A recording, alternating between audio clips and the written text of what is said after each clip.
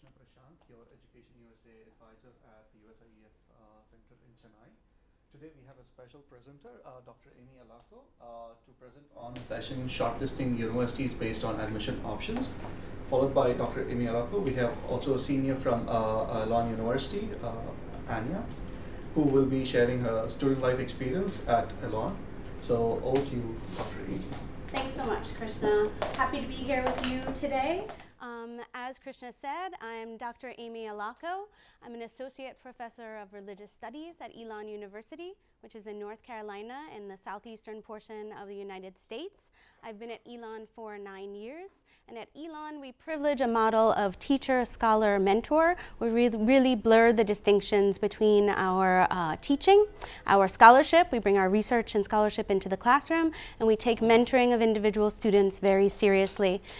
When I'm finished with a couple of slides, I'll introduce to you Anya Fredsel, who's a senior at Elon this year. Anya is studying religious studies as her area of specialization. That's her major. She also has 2 minors, one in Asian studies and one in women's gender and sexuality studies. And Anya has had the opportunity to do research as an Elon College Fellow. She'll talk to you a little bit about that. Also to do undergraduate research as a Lumen Scholar, which is a scholarship program designed to support exceptional students in their research endeavors. So first I'll talk to you a little bit about distinctive features of study in the United States. So each institution has its own distinct admissions procedures. There's no standardized way that is done, and it's through research that you'll understand how the institutions you're most interested in conduct their admissions policies and procedures. The core curriculum is a distinctive feature of education at many liberal arts universities as well as research universities in the United States. That is a specific set of courses that are required that draw from multiple disciplines. Students' course of study is often in the United States decided after they enroll. So while pre-professional programs are common in some areas, in business and in communications, also in engineering, there are many courses of study that students arrive at after they enroll in school, and they come to be exposed to classes and coursework that really ignites a passion or a set of interests in them. So a student who comes in thinking that they might study business might add a second major in English literature, or they might develop a minor in art history or some other discipline to which they're exposed through their courses from the core curriculum, which is across these multiple disciplines and fields of study. So I've mentioned already the major and the minor. At Elon and at many institutions like it, students sometimes elect to have more than one major or more than one minor. Like I said, Anya has 2 minors. Many of our students choose to double major, so have 2 fields of concentration, and it's actually quite possible to do that within the system and still graduate, quote, quote, on time in 4 years. So a liberal arts education gives students the opportunity to combine interesting fields of study and to cobble together different disciplines and areas that might be of particular interest to them. So in religious studies, for example, we have a student who's also majoring in mathematics and doing a minor in anthropology, for example. So those kinds of interesting combinations and cross-fertilizations are pretty common. So I've already mentioned that pre-professional programs are common. Medicine and law would be some additional ones. So already you're here, so probably you're thinking about studying in the United States, and maybe I don't have to sell you on this idea. But one distinctive feature that might be appealing to you is this idea that there's the possibility of being very flexible in your choice of field of study. So you're not engineering only. You're not entering a college or university that's only medicine or only law at the BA level, right? So that flexibility, that openness to new experiences and fields of study would be one reason to study in the USA.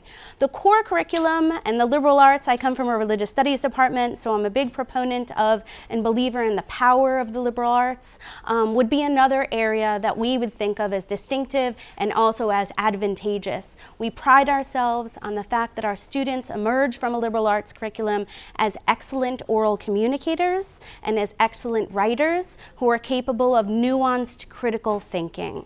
So those things are developed across a range of courses in the core curriculum. That's the development of transferable skills, the writing and the reading and the critical thinking and the being able to speak about ideas, synthesizing them and making arguments about them, which is really what develops out of a 4-year liberal arts education. Opportunities for experiential learning are there at many U.S. universities. It's something that Elon regards about itself as particularly distinctive. Those are opportunities like internships in business and in the School of Communications, for example, at Elon.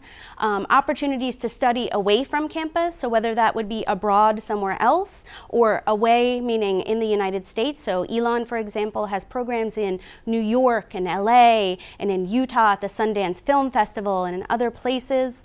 Other possibilities for experiential learning include service learning, so service that carries academic credit.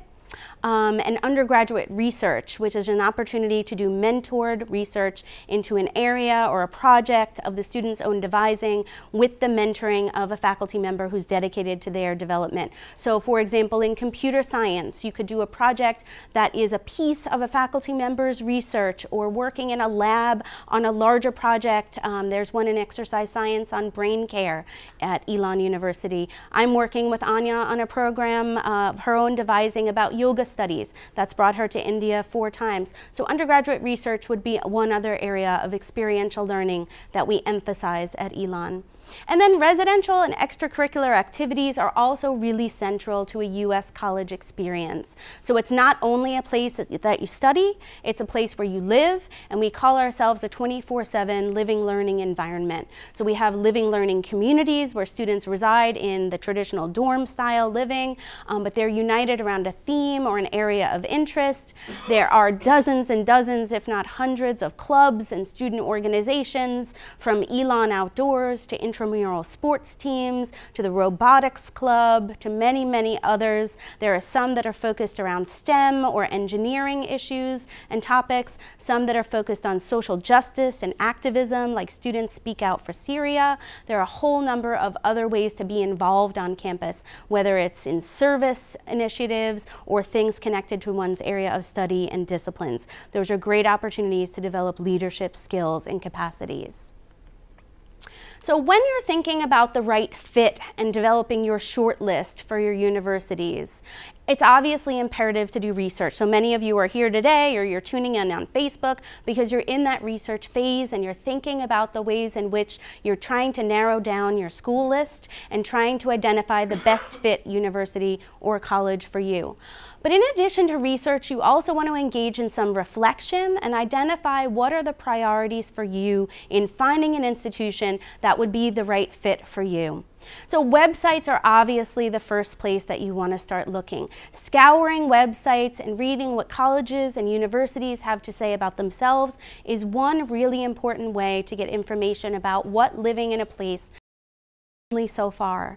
Then you want to engage with college or admissions counselors. You want to come to sessions like this. You want to reach out to classmates and alums from your institutions to find out if you know any contacts, to try to get a student's perspective on what studying at that university might be like, especially for students coming from abroad, from South Asia, etc., or students studying in the particular program of study you're most interested in. And then meeting with schools and attending college fairs is another good way to get information. And you shouldn't be afraid to reach out to admissions counselors electronically if you can't connect with them in person. So I talked a little bit about identifying your priorities, and this is a list that would help you think about some of the factors that might be most important as you start to narrow down that all-important short list. So you want to think first about the type of institution you might end up at.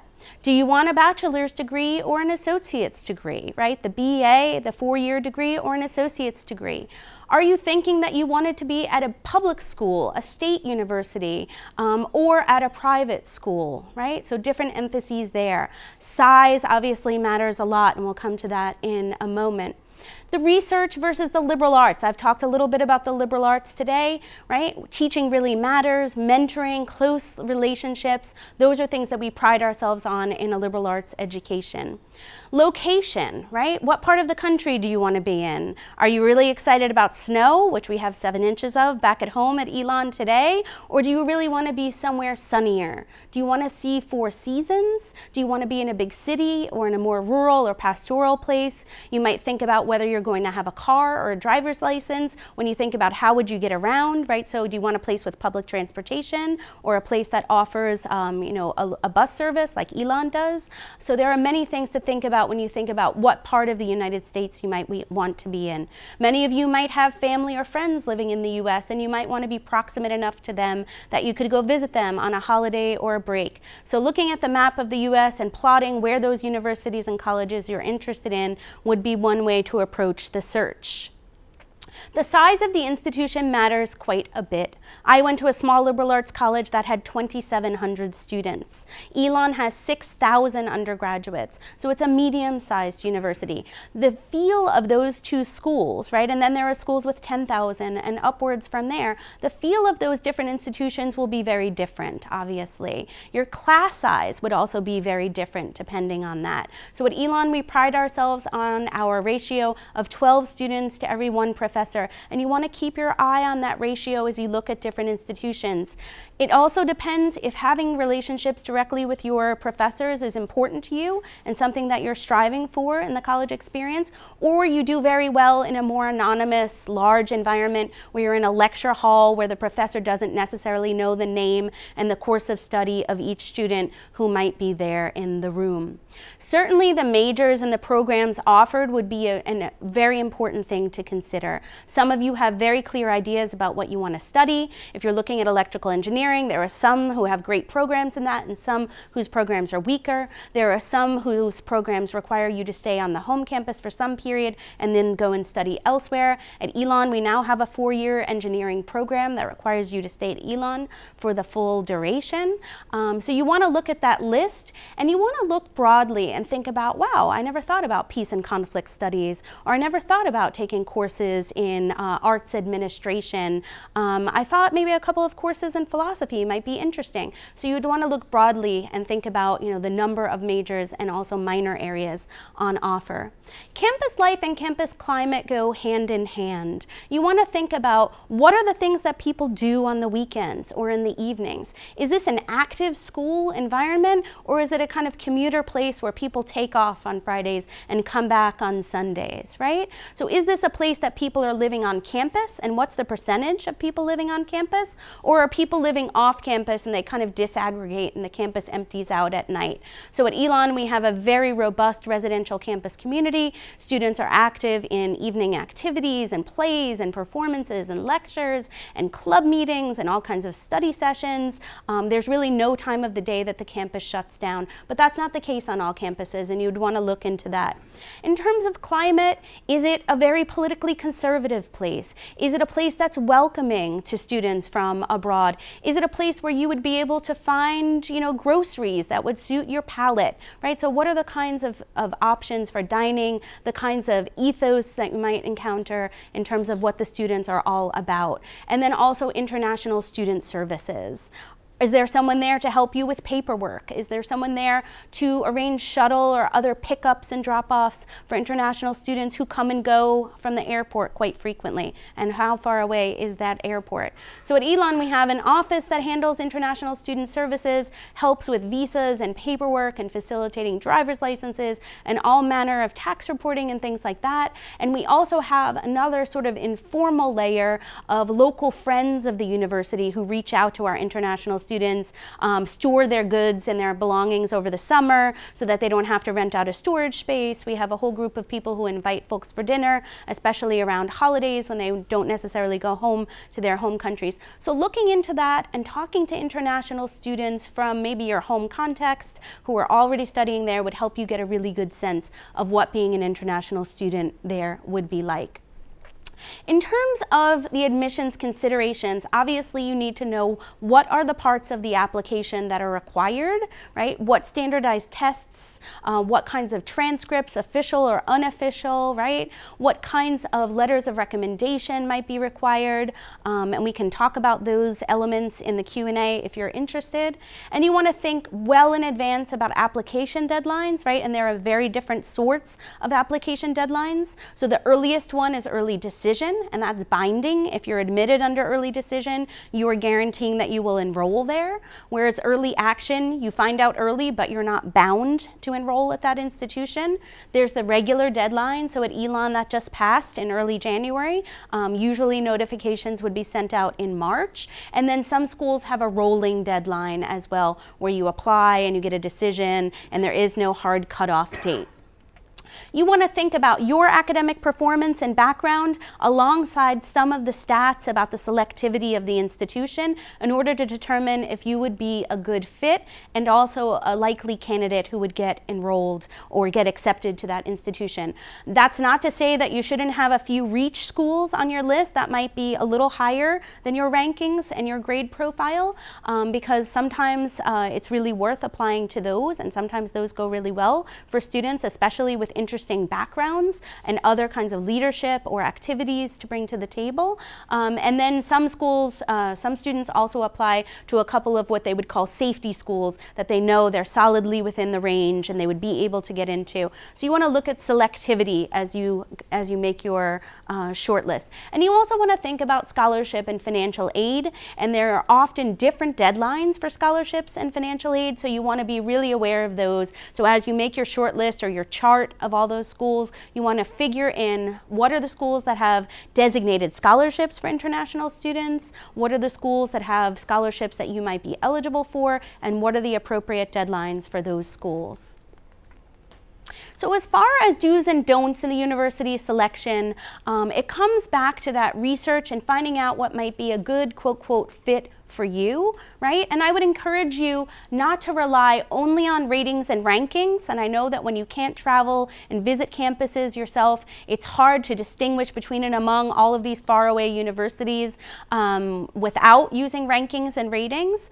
But it's good to use those individual perspectives. So you can ask Anya questions from a student perspective in a moment, but surely you can, through your many networks, find people who've studied at like institutions, if not that very institution. And those kinds of inputs from folks would be as important than rankings and ratings, I would suggest. You also have to think about, can I be successful in the kind of environment that school is known for, its signature environment? So at Elon, as you can see there from this picture of one of my students, teacher-student expectations really do revolve around discussion-based learning, experiential learning, really engaged learning where there's a lot of give and take with the students, right? So not just a simple lecture-based format where faculty members lecture at the students, students take notes, and then class is adjourned, right? So being successful there would be asking questions, coming to class prepared with interesting insights to share, and being willing to get into the fray and discussion with your classmates, right? So those kinds of engaged learning experiences often get us outside of the classroom.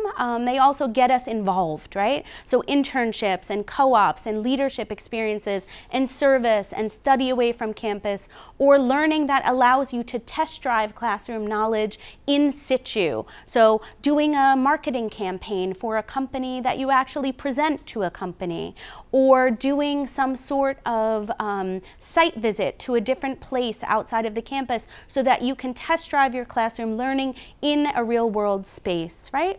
And then you also want to think about what are the expectations around academic integrity, taking ownership and responsibility for your conduct, both academically and personally in your learning. I'm going to give this over to Anya at this point so she can tell us a little bit more from a student perspective about why she chose Elon.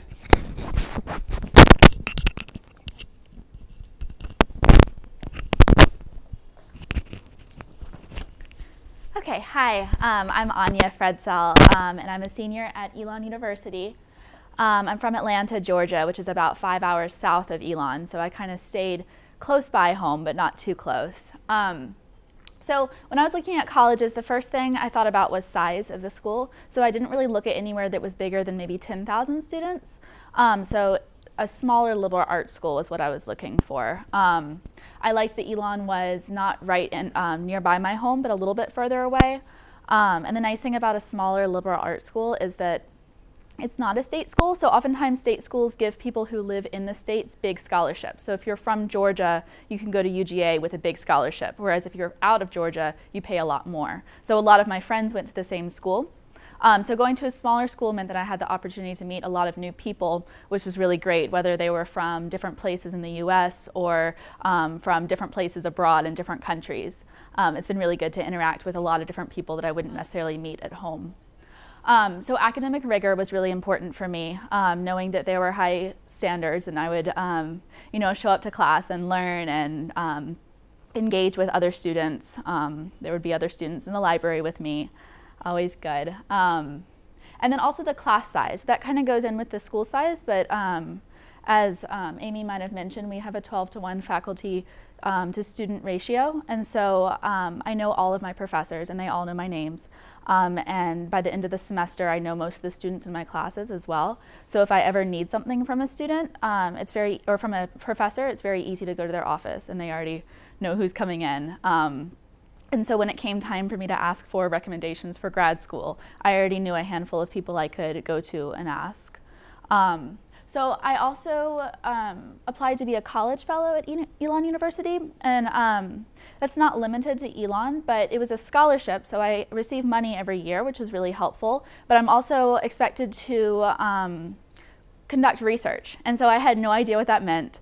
I sort of thought of like biology or chemistry and you have test tubes, like that kind of research. But it actually ended up being more of an experience where I got to almost construct my own class.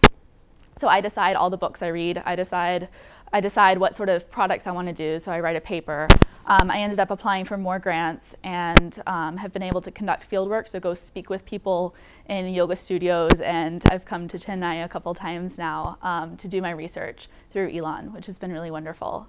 And that also develops through a faculty-student relationship. So I took a class with Amy my first semester, and we met for coffee. And that's very characteristic, students sort of making relationships and thinking about things that they're really interested in individually, and then pursuing those tracks. And then I was also really interested in global engagement. So our study abroad percentages are like close to 90 or something. Many students study either in different parts in the US or study abroad. So that may look a little, maybe less exciting from someone who's already coming from abroad. But I was able to study in South Africa for a semester and then come here to India as well. And so then that's also really cool being at a school of students who are able to have a heightened awareness of global issues and sort of things going on outside of the US. Sort of, yeah, thinking about the larger world around us. So yeah, I'd love to hear any questions about anything at all, whether we touched on it or not. Can I ask you one question? Yes. One is, did you apply any of Ivy Leagues? And why didn't you choose one of the Ivy Leagues over, say, Elon? Frankly, Elon is not something which we know much about it in India at least. Even though even my own daughter is a faculty there in Susquehanna University, I visited many times. But people here, at least they have an idea. You first try to get into an Ivy League or something which is ranked like slightly below them, and then go to other colleges. So why did you specifically choose Elon? And how does your career goals fit in with your studies there in Elon over maybe Georgia Tech or something else? Yeah, so I actually looked at Yale and I looked at Brown and I toured both of those schools and I thought about looking at Ivy Leagues. And I think at the undergraduate level, it just didn't feel like it was as important for me because I wasn't sure exactly what I wanted to study. I knew I had an idea of what I wanted to study, but I just knew from talking to different people that it wasn't quite as important at that level to get into a very top school. I don't know if I'm explaining that well. But I looked at a school that was more, that had sort of the campus environment. So I think you can kind of see like what classes they have and what the numbers are, but not really have a feel of the environment, which is actually a really big part of the undergraduate experience is who you're living around. Like, I live on campus, and my first dormitory was right next to my classroom. And so there are classes and there are professors and all of that, and there are the numbers, but there's also a whole school going on. And so I really loved Elon and the other schools I applied to. I loved just what I learned about the organizations on campus and what I learned about their commitment to diversity or their commitment to religious pluralism and things like that were more important. So now I'm actually applying to different schools for graduate school. I'm applying to just one Ivy League. Yeah. Because then when it's specialized, I think it's a little bit more important to go to places where you know there are faculty that you want to work with, and you'll have access to them. Yeah. So Anya is applying to Harvard, among other excellent top-notch schools for her graduate programs. She has an excellent shot at being admitted with great funding opportunities.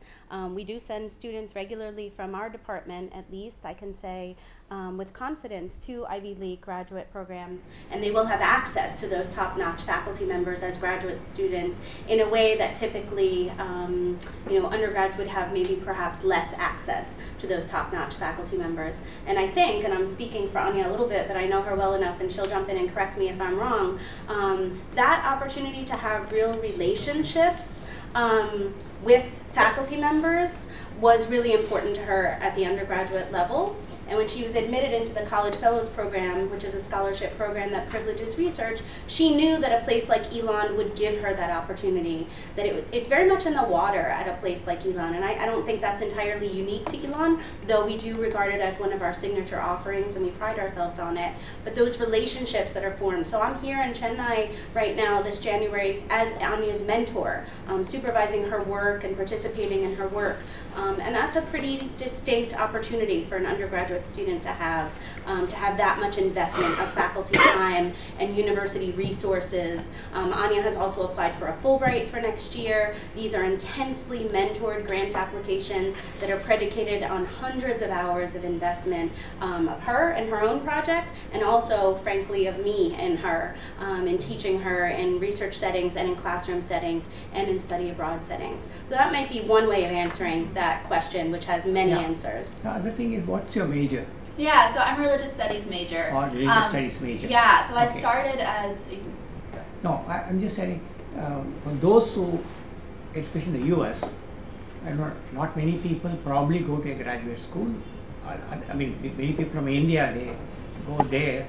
But there, people want to do the 4-year course and get into some career, rather than spending 2 more years, depending upon what the career is. So from the career point of view, would it give you a better leverage if you do it in an Ivy League than in a smaller school? Or I just want to, as far as the career opportunities are concerned. That's a very good question. So the liberal arts do have plenty of very clear career tracks. We know, for example, that a department like religious studies sends many students to law school and on to practice law, which is prestigious and lucrative, etc. But Elon also has very strong programs that are extremely popular in business and in communications. And both of the schools, the Love School of Business and the School of Communications, require an internship. And those internships very frequently convert into job offers. So in the senior year, and Anya can speak to this from her own experience, having so many friends in business and communications, those students are getting offers at excellent companies who are recruiting right on campus and interviewing right on campus and making offers to students early in their senior year. So Elon students are often regarded as, plum pickings to sort of be scooped up and be recruited early on. So we have very good relationships. So that would be one very clear track that's professionalized and toward a career outcome. Maybe you could. Yeah, so I actually asked a friend in the business school about her experience because I know very little. But she said that we have people come and recruit from Elon from the top 4 accounting companies, like Goldman Sachs. Chip companies. Yeah, and she said that in her classes, half the students had jobs by October. So that's 2 months into the senior year. They already knew what they were going to do after college. So I think Ivy League as a title seems really prestigious. If people are really interested in going to a top school, they should look rather in the, if it's not liberal arts, look in like the field. So what's top in this rather than just the name of the institution.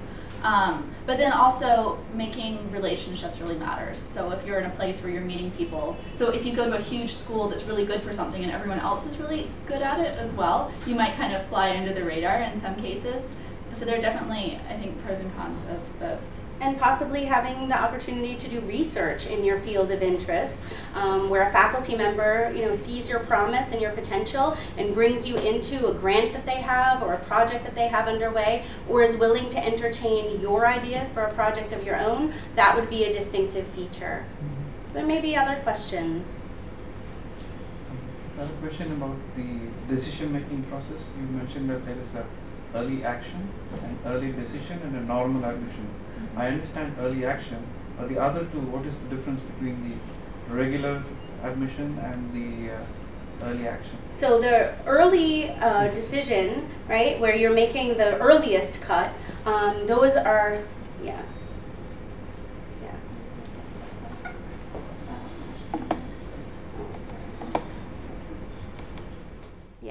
So early decision is binding, and you would make a commitment to that university at that point. So it takes a lot of the pressure off because you know early where you're going, you've gotten into your top choice school in that case, or if, unfortunately you didn't get into that top choice school, you would then go on to make applications using the regular deadlines or even the early action deadlines for those others. Early decision and it doesn't work out, You still apply.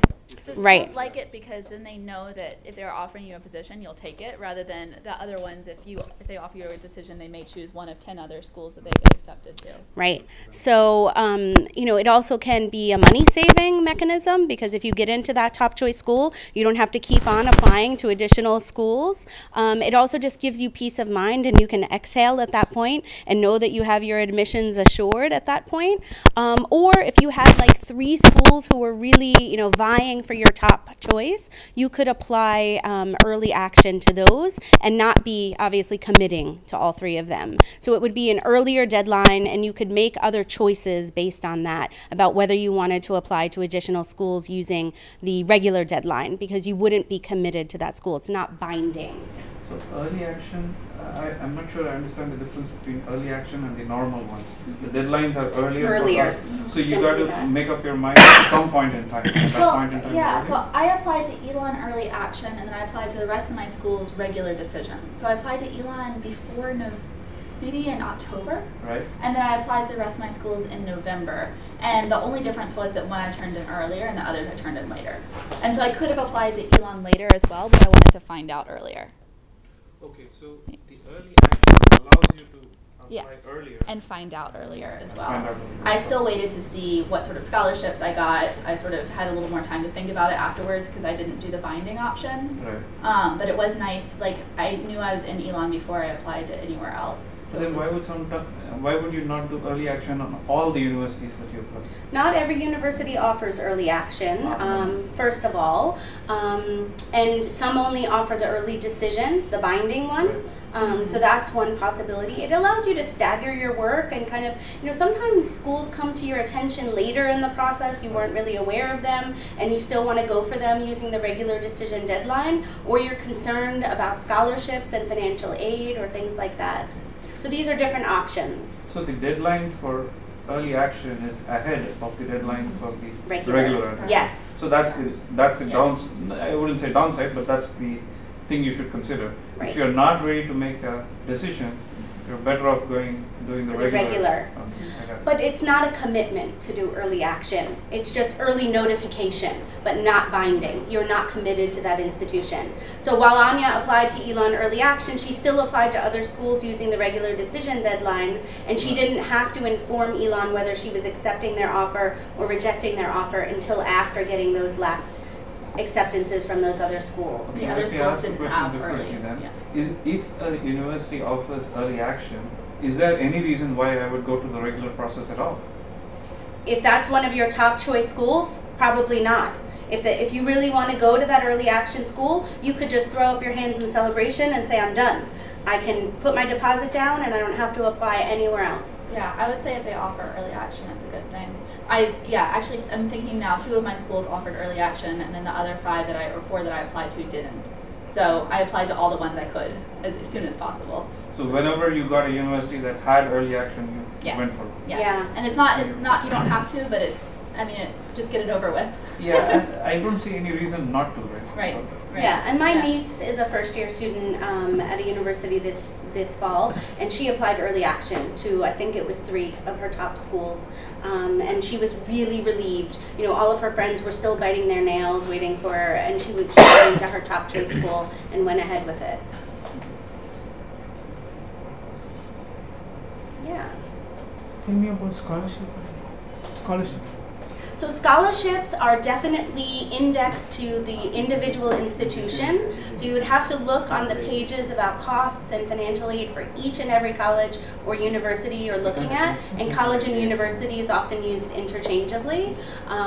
So you'd have to see what do they offer, especially for international students. Are there loans? Are there designated specific scholarships for international students?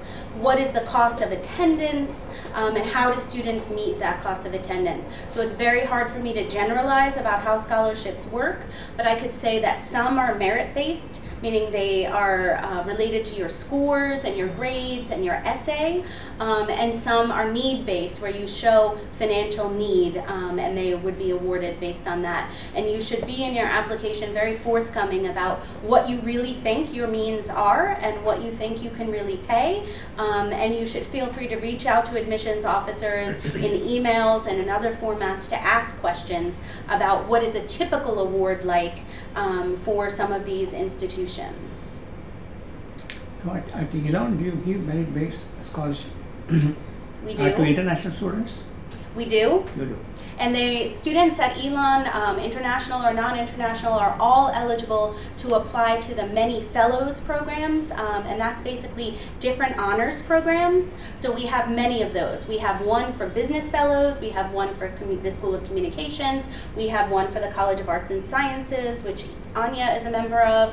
We have them in leadership.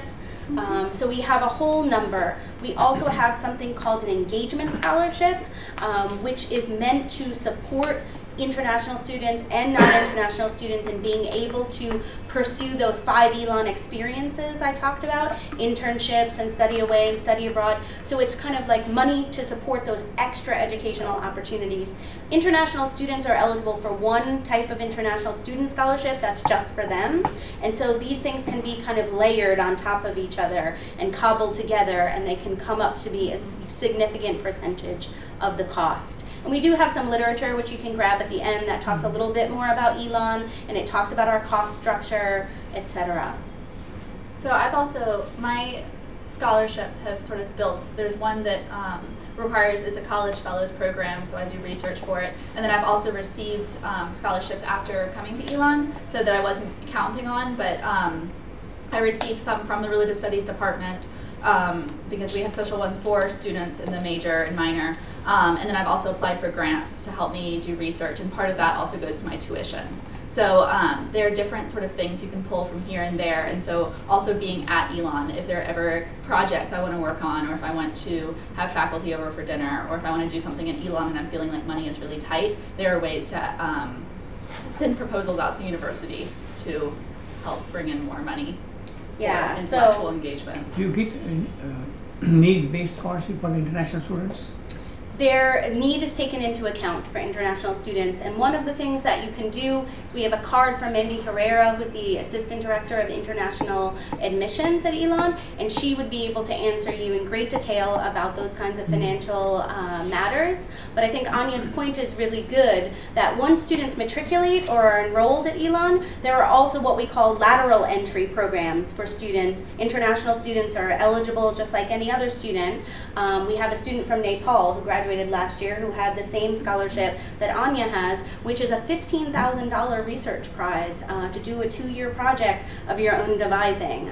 So international students can get these prizes. We have another student from Nepal who has the leadership prize, which is more than $10,000 for research expenses, and it can go toward tuition. So highly promising students can avail themselves of additional scholarships after coming to Elon, especially when they have great ideas. And I imagine that would be the case at other institutions as well.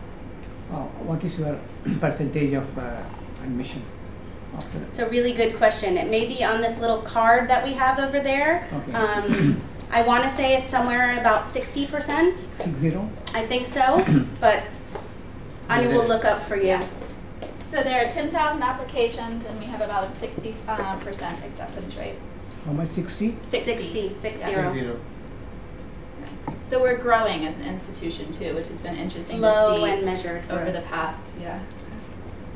few years. The school has transformed a bit in the 10 So years. how many international students enroll on an average? It's a good question. Somewhere in the neighborhood of 50 is what I'm going to say, in the 50. incoming class of about Okay. 1,500. Mhm. So this year I participated a little bit in the International Students Orientation, which takes place for a whole week before other students start their orientation. It's a really wonderful program that includes family members who might come along with students, and it's really wonderful to see on the name tags all of the various countries people are coming from. So I'm going to say somewhere in the neighborhood of about 50 students per incoming class. Class of 1,500? Approximately 1,500, yeah. So is the student ratio same for the masters as well? No, it would be different for the master's programs, and you would find that on the website. I wouldn't be able to quote those off the top of my head. So some of our master's programs are very well established and accredited, like our law program or our Master's of Business Administration. And then we have a brand new program starting this year, and that would be a Master's in Higher Education. So we have quite a few. Our master's programs are growing. Our law school is in Greensboro, which is about 20 to 30 minutes from campus. So it's in a more urban environment, and they have some really interesting opportunities through the law school, including the clinic for humanitarian and refugee issues. So being in an urban environment is really important there, and Greensboro does have a population that clinic serves. So that creates a lot of very interesting opportunities for the students. So the ratios would be different, but our law and our other, we have a Master's of Interactive Media. Our master's programs are well ranked in their own areas and all highly accredited. So the newest one coming on board is this new Master's in Higher Education. We're very excited about it. Yeah. Is SAT or ACT mandatory? It is not for international students. Which one? It is. ACT or SAT exam? SAT. It is not mandatory for international students, though some choose to send in those additional scores if they feel that they may be advantageous. Oh, But there are pages on our admissions website we'd be happy to direct you to, which give all the qualifications for international students. Mandy Herrera is very responsive to emails, and she can help you with technical issues like converting the kinds of transcripts you might have or the grade scale you might have to the one that's recognized for our admissions process. So this is a very personal process where there are 2 people dedicated to helping international students, and then if you chose to enroll at Elon, there would be a staff of a whole host of people there dedicated to international students, so including faculty members like myself who really take an interest in international students and support them, and I'm not alone in that endeavor. I have a question. Sure. Maybe private and state-run universities have different policies, but what is the mix of students? Are there policies on this is the kind of mix of students we want to have at the university, and does it vary from university to university, or is it common? Like for example, a state-run university, doesn't it ask the question, how much percentage of my school enrollment should come from in-state, how much should come out of state, and how much should come international?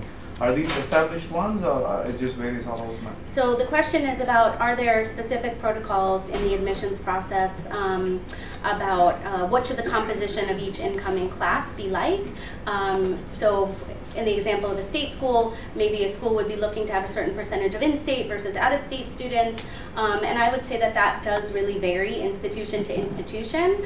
I know at Elon, when they're reading applications, which they're doing right now, they really are looking at the applicant pool holistically, and they're trying to construct a class. They're not just looking at individual applicants in isolation. They're trying to think about students who will bring a breadth of different experiences and backgrounds and interests and talents to our campus in order to construct a class that will make major contributions during their 4 years and contribute to the public good and have successful and thriving and vibrant and innovative careers once they leave Elon. So each institution surely looks at that in different ways and has different lenses for looking at their application pool.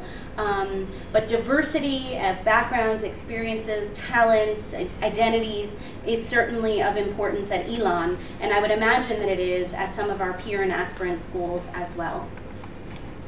And so that's why I think it's really important when you're writing your essays to foreground those kinds of identities and experiences, to really talk about what makes you stand out as a unique applicant.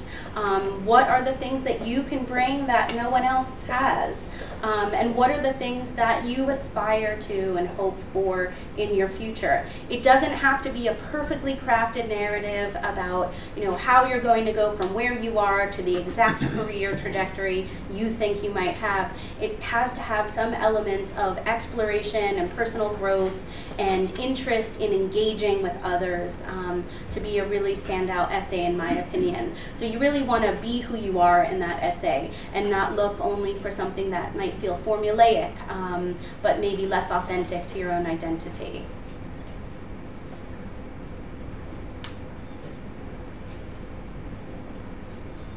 Any other questions?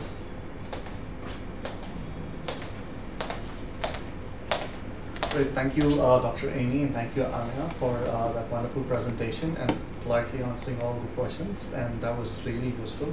I hope everybody here and those who are watching us online really found that session useful. Before we wrap up, I quickly want to tell everyone here that next week, same time, on Thursday, January 25th at 3 o'clock, we have another presentation on demystifying undergraduate applications. For that, we have a special presenter from North Carolina State University who will be here at the same time. So until then, see you guys, and thank you for coming once again. Thank you. Great. Thank you.